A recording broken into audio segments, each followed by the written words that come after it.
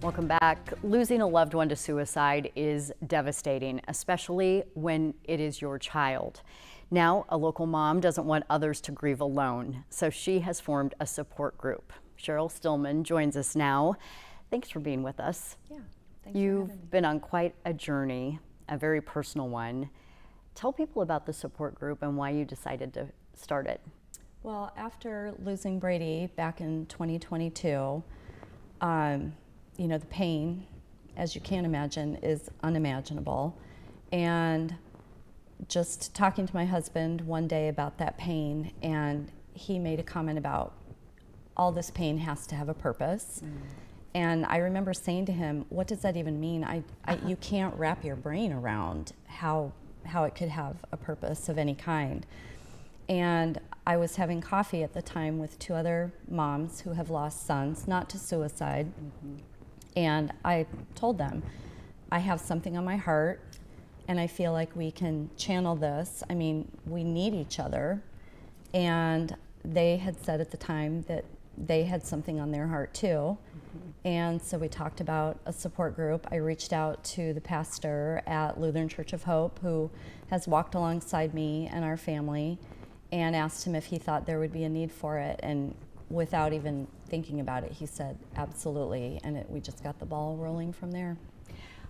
So many of your Facebook posts have been so powerful, and I love that you're wearing the shirt, Love Like Brady, because that's been your message. So we have the logo, if you will, that's really representative of what you and your family have been through and what you're trying to do for other people. What are you hearing from mothers?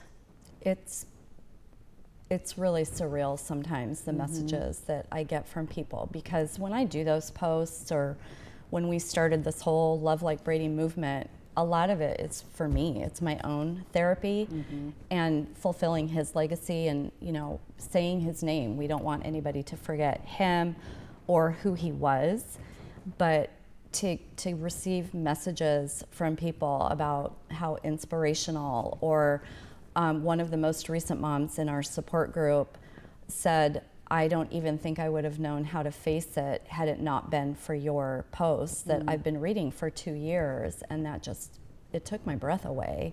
It's powerful. September is Suicide Awareness or Suicide Prevention Month. What can we all do? What do we need to do on this front, do you think?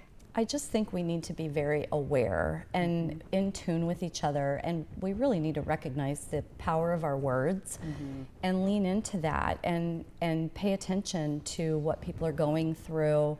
And I think a message that I like to convey too is suicide is not always linked with depression and mental illness. We learned, very quickly that for Brady it was more of a situational suicide that was, prompted by something that might be happening in their life. It wasn't a mental illness. So I think it's just important to be aware of that. And sometimes there are signs, and sometimes there aren't signs, and to get rid of the stigma behind it. I think that's what's so valuable about what you're doing.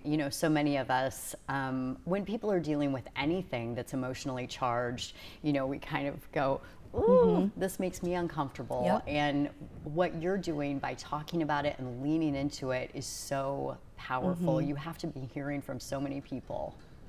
Yeah, because when we get together in the support group, it's not just for moms who have lost a child to suicide, but just leaning into each other. Obviously, there are a lot of people in that group who have lost a child to suicide. And it's a group that you never want to be a part of, but we need each other, because nobody else understands it. Like you said, to your point, it's uncomfortable and people run from it. I mean, there are people that will truly avoid you at all costs because they don't know what to say. And you can't say the wrong thing. Nothing will bring him back, but we need to make people aware of it. Yeah. All right, we do have a couple of graphics that I want to make sure we get up on the screen. The first one, I think, is just a reminder about the walk that is coming up. So this is happening on Sunday. It's Out of the Darkness Walk. It is put on by the American Foundation of Suicide Prevention. So this is really important. Another way for people to come together. And then a reminder for people, too, that there are hotlines that people can call if they, are feeling like there really is no one else for them to reach out to. So you can call or text 988. You can also see online as well, 988lifeline.org. There are live chats available that way. Cheryl, how can people find your group?